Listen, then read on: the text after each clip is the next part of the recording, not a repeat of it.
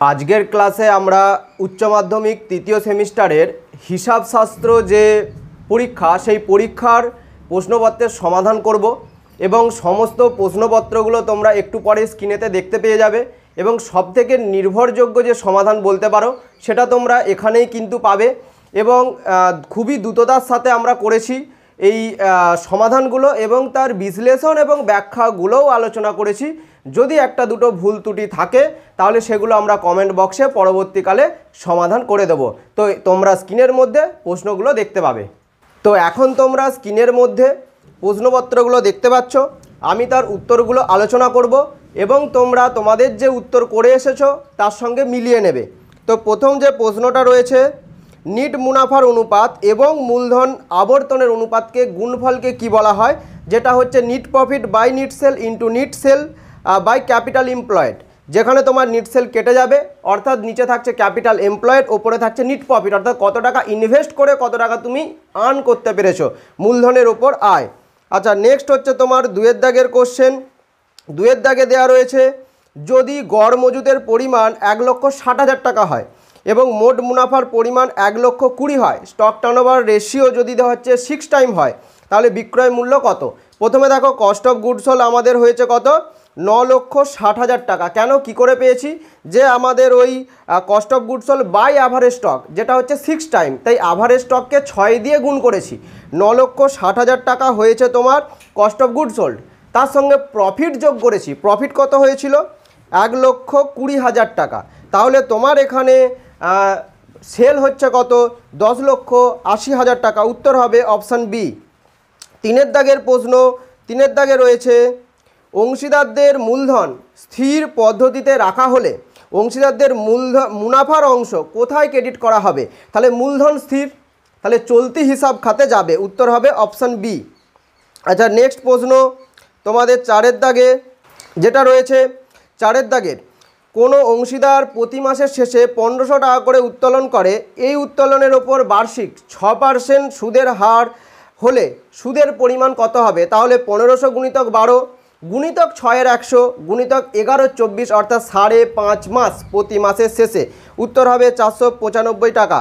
এরপর পাঁচের দাগের প্রশ্ন, 1 জুলাই 2024 তারিখে ফার্ম অতিরিক্ত মূলধন হিসাবে 2 লক্ষ টাকা নিয়ে এলো, অংশীদারদের মধ্যে কোনো চুক্তি ছিল না, তাহলে 31 মার্চ 2005 তারিখে 5% বার্ষিক সুদের হারে কত টাকা পাবে? যদি কোনো চুক্তি না থাকে তাহলে মূলধনের ওপর সুদ পাবে না, অর্থাৎ 0 টাকা হবে।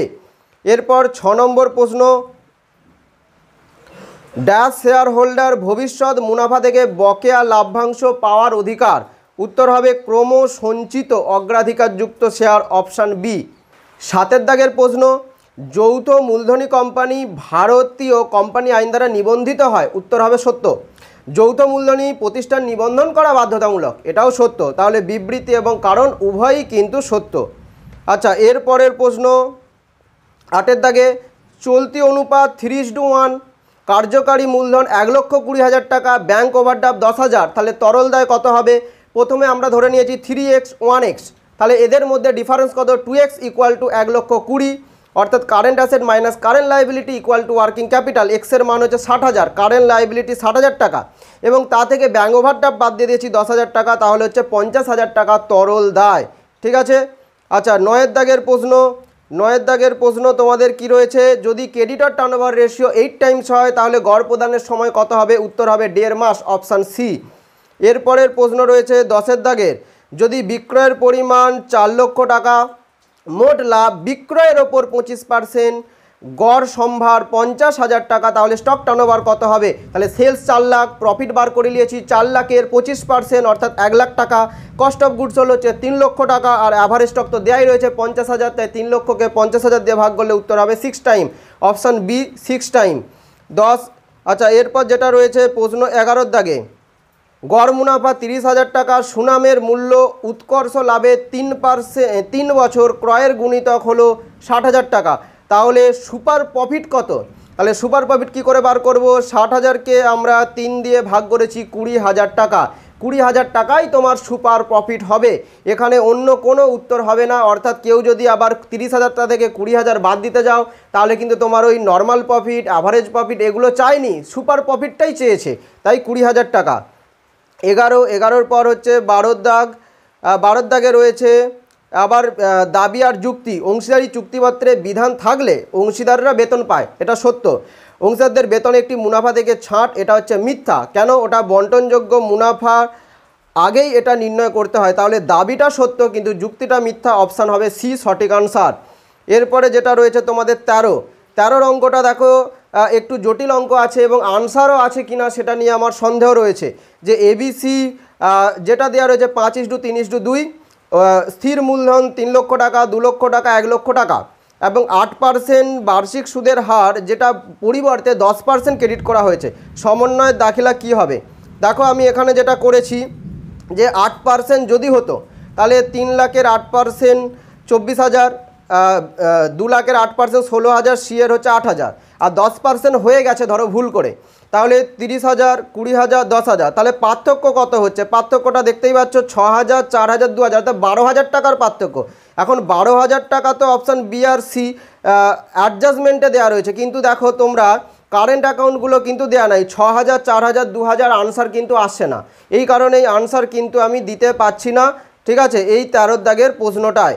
ঠিক আছে, এরপরে যেটা রয়েছে 14 দাগের প্রশ্ন, যদি কোনো ফার্ম সুনামের পরিমাণ 10 লক্ষ টাকা হয় মূলধনীকরণ পদ্ধতিতে অর্থাৎ ক্যাপিটালাইজেশন মেথডে, প্রকৃত মুনাফা গড় 1,80,000, স্বাভাবিক প্রতিদান 10% হলে কত টাকা ইনভেস্ট করা হয়েছে? তাহলে প্রথমে দেখে নাও, প্রথমে আমরা কি করেছি, 18 লক্ষ টাকা হচ্ছে গুণ করেছি 100 দিয়ে এবং 10 দিয়ে ভাগ করেছি, তাহলে আমাদের হচ্ছে 18 লক্ষ টাকা। এবং আমরা 18 লক্ষ টাকা যদি কেউ ইনভেস্ট করে তাহলে সে ওই 1,80,000 টাকা ইনকাম করতে পারে। কিন্তু আমাদের গুডউইল কত? গুডউইল হয়েছে 10 লক্ষ টাকা, তাহলে আমরা ক্যাপিটাল কত দিয়েছিলাম? 8 লক্ষ টাকা। উত্তর হবে 8 লক্ষ টাকা। আচ্ছা, 14 পর হচ্ছে 15, স্মারকলিপি প্রস্তুত করা বাধ্যতামূলক। সত্য, কারণ স্মারকলিপি কোম্পানির সংবিধান বা কোম্পানির হচ্ছে সনদ, এটাও সত্য। তাহলে দুটোই সত্য এবং বিবৃতির সঠিক ব্যাখ্যা। ঠিক আছে, 15 বি। এরপর হবে তোমার 16 প্রশ্ন। 16 দাগে রয়েছে যৌথ মূলধনী কারবার কি? উত্তর হবে সংগঠিত প্রতিষ্ঠান। উত্তর হবে সংগঠিত প্রতিষ্ঠান, অপশান সি। এরপর তোমার রয়েছে 17 দাগের প্রশ্ন, কোম্পানির অবসায়ন ছাড়া কোন মূলধন ফেরত পাওয়া যায় না? উত্তর হবে ইকুইটি শেয়ার মূলধন। 17 দাগের অপশান বি, ইকুইটি শেয়ার মূলধন। 18 প্রশ্ন, ঋণপত্র বিলির ক্ষেত্রে ক্ষতি কি? ক্ষতি হচ্ছে এটা ফিকটিটাস অ্যাসেট, যেটা হচ্ছে একটি ভুয়ো সম্পত্তি। অপশান সি হবে সঠিক উত্তর। এরপরে যেটা রয়েছে তোমাদের 19 দাগে, দাবিহীন লাভ্যাংশ যে শিরোনামে দেওয়া হয় যাকে বলা হচ্ছে আনক্লেম ডিভিডেন্ড, অর্থাৎ আমরা ডিভিডেন্ড ঘোষণা করে দিয়েছি কিন্তু এখনও যারা ডিভিডেন্ড পাবে তারা তুলেনি, তাহলে সেটা আমাদের কিন্তু কারেন্ট লায়াবিলিটি বা চলতি দায়, আমাদের কাছে দায় হয়ে আছে। Option A. 19-এর পর হচ্ছে 20 দাগে, কোম্পানি আইন অনুযায়ী ব্যবসায়িক প্রদেয় অর্থাৎ ট্রেড পেয়েবেল কোনটা? উত্তর হবে পাওনাদার বা ক্রেডিটর, অপশান বি। এরপরে যেটা রয়েছে তোমাদের প্রশ্নে 21-এর দাগ, কোন বিশ্লেষণের ফলে প্রাপ্ত তথ্যগুলোকে শতকরায় প্রকাশ করা? এটা হবে সম আকার বা common size statement, common size statement বা সম আকার বিবরণী। ঠিক আছে, এরপর তোমাদের প্রশ্ন রয়েছে 22। ঠিক আছে, নিট সম্পত্তি যদি ক্রয়ের প্রতিদানের থেকে বেশি হয়, অর্থাৎ আমরা 100 টাকা দিচ্ছি কিন্তু পাচ্ছি 120 টাকার জিনিস, ঠিক আছে, তাহলে কি হচ্ছে? তাহলে সেটা আমার ক্যাপিটাল রিজার্ভ হচ্ছে। ঠিক আছে, আচ্ছা, যদি আমার দেখা হয় যে আমি দিচ্ছি 80 টাকা বা 100 টাকাই দিচ্ছি, আমি পাচ্ছি 80 টাকার জিনিস, তাহলে আমি 20 টাকা গুডউইলের জন্য এক্সট্রা দিচ্ছি, সেটা হবে সুনাম। আর বাহক ঋণপত্র হবে অনিবন্ধিত ঋণপত্র। ঠিক আছে, তো এখান থেকে আমরা পেলাম অপশান ডি, 1-এর সাথে হলো এ, বি এর সাথে 3, সি এর সাথে 4, ডি এর সাথে 2। আচ্ছা, এরপরে যে প্রশ্নটা রয়েছে, এরপরে যেটা রয়েছে 23-এর দাগ, ঋণপত্র বিলির বার্তা বা ক্ষতি যে বছর ঋণপত্র বিলি করা হয় সেই বছর অবলম্বন করা হয়। উত্তর হচ্ছে মিথ্যা। আর লাস্টেরটা তোমার রয়েছে ঋণপত্র বিলির বার্তা বা ক্ষতি প্রথমে লগ্নিপত্রের অধিহারে যদি থাকে এবং তারপর লাভ ক্ষতির বিবরণী থেকে অবলম্বন করা হয়। উত্তর হবে সত্য। তাহলে অপশান হলো সি, প্রথমটা মিথ্যা তারপরটা সত্য। আচ্ছা, নেক্সট কোশ্চেন কি, এ এলটিডি 50 লক্ষ টাকার সম্পত্তি, 5 লক্ষ টাকার পাওনাদার, তাহলে এর মধ্যে পার্থক্য কত? 45 লক্ষ টাকা। তাহলে আমাকে 45 লক্ষ টাকা দিতে হবে। আমি তার বদলে কি করছি? তার বদলে আমি ডিবেঞ্চার দিয়ে দিচ্ছি। 100 টাকার ডিবেঞ্চার 25% প্রিমিয়াম, অর্থাৎ একটা ডিবেঞ্চারের জন্য 125 টাকা নিচ্ছি। তাহলে 45 লাখ বাই 125, উত্তর হবে 36,000 ডিবেঞ্চার আমাকে দিতে হবে। আচ্ছা, নেক্সট অপশান এ উত্তর হবে। আচ্ছা পরের হচ্ছে কি, পরের হচ্ছে 25, সংরক্ষিত মূলধন যৌথ মূলধনী প্রতিষ্ঠানে অনুমোদিত মূলধনের একটি অংশ, উত্তর হচ্ছে সত্য। প্রতিষ্ঠান চালু অবস্থায় সংরক্ষিত মূলধন দ্বারা দায় বা ক্ষতি মেটানো যায়, উত্তর হচ্ছে মিথ্যা। সংরক্ষিত মূলধন হিসাবের বহির্ভূত, এটাও সত্য। মূলধন জাতীয় লাভ সংরক্ষিত মূলধনের সৃষ্টি, এটা হচ্ছে মিথ্যা। তাহলে 1 আর 3 সত্য আর 2 আর 4 মিথ্যা, উত্তর হলো অপশান এ, 25-এর অপশান এ। 26-এর কি হলো, 26-এর প্রশ্ন হচ্ছে কোনো প্রতিষ্ঠানে মোট বিক্রি হচ্ছে 6 লক্ষ টাকা, নগদে বিক্রি 4 লক্ষ, তাহলে ধারে বিক্রি কত হচ্ছে 5,60,000, ক্রেডিট সেল হচ্ছে 5,60,000, 5,60,000কে আমরা অ্যাভারেজকে ডেটর্স অর্থাৎ 1,40,000 দিয়ে ভাগ করলে উত্তর হবে 4 টাইমস, উত্তর হবে 26-এর অপশান ডি 4 টাইমস। এরপর যেটা হচ্ছে তোমাদের 27-এর প্রশ্ন, যে আর্থিক বিবরণী হিসাব নিকাশকারী ব্যক্তিগত বিচার বিবেচনা দ্বারা প্রভাবিত হতে পারে, উত্তর হচ্ছে সত্য। কেন, ডেপ্রিসিয়েশন করার সময়, ঠিক আছে, আমাদের ব্যক্তিগত বিচার বিবেচনার ফলে এটা চেঞ্জেস হতে পারে। আচ্ছা হিসাব নিকাশের প্রথা ও ধারণা অনুযায়ী বিবরণগুলো তৈরি করা, এটা সত্য।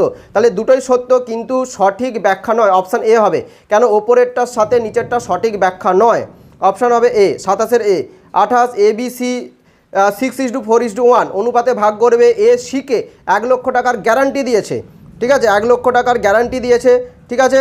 তাহলে কি হচ্ছে, তাহলে 31শে মার্চ, এখন 31শে মার্চ নিট মুনাফা 2,20,000 টাকা, তাহলে সিকে গ্যারান্টি দেওয়ার অর্থ এ কত টাকা পাবে। দেখো প্রথমে 2,20,000 টাকা আমরা ভাগ করে নিয়েছি, এ পাচ্ছে 1,20,000, এ পাচ্ছে 1,20,000, বি পাচ্ছে হচ্ছে 80,000 আর সি পাচ্ছে 20,000 টাকা। তাহলে সিকে গ্যারান্টি দিয়েছে 1 লক্ষ, এখানে একটু অঙ্কটা ভুল হয়েছে, তাহলে সিকে যদি 1 লক্ষ দেয় তাহলে এর কাছ থেকে 80,000 টাকা চলে যাবে, সরি এটা 80,000, অপশান হবে কি, অপশান হবে তোমার, তাহলে উত্তর হচ্ছে 40,000, অপশান সি উত্তর হবে। এটা আমি কারেকশান করে দিচ্ছি একটু পরে, ঠিক আছে, উত্তর হবে সি 40,000 টাকা। আমি এখানে কি ভেবেছি যে বিকে গ্যারান্টি দিচ্ছে, না বিকে গ্যারান্টি দিচ্ছে না, সিকে গ্যারান্টি দিচ্ছে। সি অ্যাকচুয়ালি পাচ্ছে 20,000 টাকা, ঠিক আছে, সি অ্যাকচুয়ালি পাচ্ছে 20,000 টাকা, কিন্তু সিকে গ্যারান্টি দিচ্ছে যে তুমি 1 লাখ টাকা পাবে, তাহলে এখনও তো 80,000 দিতে হবে, তাহলে এ তার পকেট থেকে 80,000 টাকা দেবে, তাহলে ক টাকা তার থাকবে, 1,20,000 মাইনাস 80,000, 40,000, অপশান সি হবে, মনে রাখো অপশান সি হবে। আচ্ছা এরপরে যেটা আছে পরের কোশ্চেন 29, হয় স্থির মূলধন নতবা পরিবর্তনশীল মূলধনে অংশীদারদের মূলধন হিসাব রাখা হয়, উত্তর হচ্ছে সত্য। স্থির মূলধন পদ্ধতিতে কোনো চলতি হিসাব রাখা যায় না, উত্তর হচ্ছে মিথ্যা, কারণ স্থির মূলধন হিসাবেই চলতি হিসাবটা রাখতে হয়। তাহলে প্রথমেরটা সত্য, তারপরটা মিথ্যা, অপশান হচ্ছে এ। আচ্ছা নেক্সট কোশ্চেন 30-এর দাগের, যদি গড় মুনাফা হয় 13,500, স্বাভাবিক প্রতিদান 10%, অতি মুনাফার ভিত্তিতে 4 বছরের সুনাম হচ্ছে 2,40,000, তাহলে 1 বছরের সুনাম কত, 1 বছরের সুনাম হচ্ছে 6,000, যেটা আমরা সুপার প্রফিট দেখতে পাচ্ছ ডান দিকে লিখেছি, সুপার প্রফিট 6,000 টাকা। আচ্ছা অ্যাভারেজ প্রফিট তো অঙ্কে দেওয়া রয়েছে 13,500, তাহলে নর্মাল প্রফিট কত, নর্মাল প্রফিট হচ্ছে 7,500, কোথা থেকে পেলাম, 13,500 থেকে 6,000 টাকা বাদ দিলাম, 7,500, তাহলে 10% যদি প্রতিদান হয় তাহলে নিয়োজিত মূলধনের পরিমাণ কত হচ্ছে, 75,000 টাকা হচ্ছে নিয়োজিত মূলধনের পরিমাণ, ঠিক আছে। আচ্ছা এরপরে আমাদের কি হবে, এরপরে আমাদের হচ্ছে 31, একটি ব্যাংকিং প্রতিষ্ঠানের সর্বোচ্চ অংশীদারের সংখ্যা কত হয়, উত্তর হবে তোমার 10 জন, ব্যাংকিং ব্যবসায় হচ্ছে 10 জন হয় সর্বোচ্চ প্রতিষ্ঠানের সংখ্যা। আচ্ছা নেক্সট হচ্ছে 22, একজন অংশীদার যদি নিট মুনাফার ওপর 10% হারে দস্তুরি পাওয়ার অধিকার হয় তাহলে ভূতপূর্ব মুনাফার দস্তুরি, ভূতপূর্ব মানে হচ্ছে আফটার চার্জিং নয়, বিফোর চার্জিং, অর্থাৎ 10/100ই হবে, ঠিক আছে। তোমরা দেখতে পারো ইংলিশেও দেওয়া রয়েছে বিফোর চার্জিং, যদি আফটার চার্জিং থাকতো তাহলে 10/110 হতো, কিন্তু এখানে বিফোর চার্জিং দেওয়া আছে 10/100 হবে, অপশান ডি। আচ্ছা নেক্সট প্রশ্ন 33, পি কিউ আর ওদের অনুপাত 5:3:2, কিউ এবং আর যদি একত্রে সঞ্চিতির অংশ হবে, পি এর সমান, অপশান হবে এ, পি এর সমান। আচ্ছা নেক্সট প্রশ্ন কি, নেক্সট প্রশ্ন 34, অংশীদারি স্থির মূলধন হিসাবে যে স্থির মূলধন পদ্ধতিতে সর্বদা ক্রেডিট হয়, অপশান বি সর্বদা ক্রেডিট হয়। 35-এর প্রশ্ন, যদি গড় মুনাফা 3 লক্ষ টাকা, স্বাভাবিক মুনাফা 12%, বিনিয়োজিত মূলধন 22 লক্ষ, তাহলে মূলধনের পদ্ধতি সুনামের মূল্য কত হয়, তাই 3 লক্ষ গুণিতক 100/12, 25 লক্ষ টাকা, 25 লক্ষ থেকে 22 লক্ষ বাদ দিলে উত্তর হবে 3 লক্ষ, সুনামের মূল্য 3 লক্ষ টাকা। 36-এর প্রশ্ন, 36-এর প্রশ্নতে রয়েছে চলতি অনুপাত, এটা বলেছিলাম 2:1, তরল অনুপাত 1:1, মালিকানা মূলধন 0.5 অর্থাৎ 50%, নিট মুনাফা 10%, অপশান হচ্ছে সি, অপশান সি, 1-এর সাথে ডি, 2-এর সাথে সি, 3-এর সাথে বি, 4-এর সাথে এ, ঠিক আছে।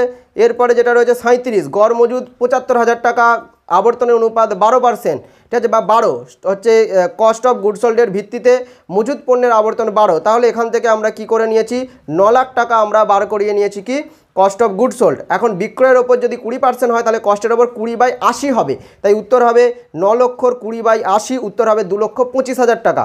ঠিক আছে, এটা খুব ইম্পর্টেন্ট প্রশ্ন এমনিতেও ছিল। আচ্ছা 38, যদি বিক্রিত প্রস্তাব 7 লক্ষ 20 হয়, মোট বিক্রি 10 লক্ষ হয়, অন্তর্মুখী ক্রয় ফেরত 40,000, বহির্মুখী ক্রয় ফেরত 12,000 টাকা হয়, মোট মুনাফার অনুপাত কত? দেখো সেলস থেকে সেলসের রিটার্নটা বাদ দিয়ে দিয়েছি, আর 9,60,000 টাকা। এখন সেলস রিটার্ন মানে রিটার্ন ইনওয়ার্ডটা, ঠিক আছে, বাদ দিয়ে দিয়েছি 9,60,000। আচ্ছা কস্ট অফ গুড সোল্ড থেকে কোনো রিটার্ন বাদ যাবে না, কারণ কস্ট অফ গুড সোল্ডের মধ্যে রিটার্ন ধরা থাকে 7 লক্ষ 20, তাহলে আমার প্রফিট কত হলো 9,60,000 থেকে 7 লক্ষ 20 যদি বাদ দিই তাহলে উত্তর 24,000, তাহলে 9,60,000-এর মধ্যে 24,000 টাকা যদি প্রফিট হয় উত্তর হবে 25% আমার প্রফিট, 38-এর সি। আচ্ছা 39-এর দাগ 39, সুদ এবং আয় নিট মুনাফা বাদ দেওয়ার পর, এটা বলেছিলাম এরকম অঙ্ক আসবে পরীক্ষায়, 12 লক্ষ টাকা, 12% ডিবেঞ্চার 30 লক্ষ টাকা, আয়করের জন্য সংস্থান 2,40,000। তাহলে দেখো ইন্টারেস্ট এবং ট্যাক্স দেওয়ার পরে ক টাকা আছে সেটা বলেছে, তাহলে দুটোকে আবার ঘুরে যোগ করে দিতে হবে। তাহলে 12 লক্ষ টাকার সঙ্গে ট্যাক্সটা যোগ করে দিয়েছি 2,40,000, হয়ে গেছে 14,40,000।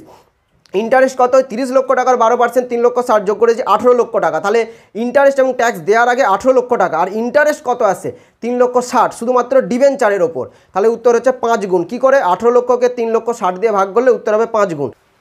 লাস্ট প্রশ্ন 40, নিচের কোনটি শেয়ার হোল্ডারদের তহবিলের অন্তর্গত বিষয় নয়? উত্তর হবে অমীমাংসিত আবন্টনের শেয়ার আবেদনের অর্থ। ঠিক আছে, এই 40টা প্রশ্নের উত্তর আমি করে দিলাম, যদি কোনো কারেকশান হয় সেটা আমি কমেন্ট বক্সের প্রথমে পিন করে দেবো। ঠিক আছে, আশা করি তোমাদের পরীক্ষা ভালো হয়েছে এবং ফলাফল ভালো হবে। ধন্যবাদ।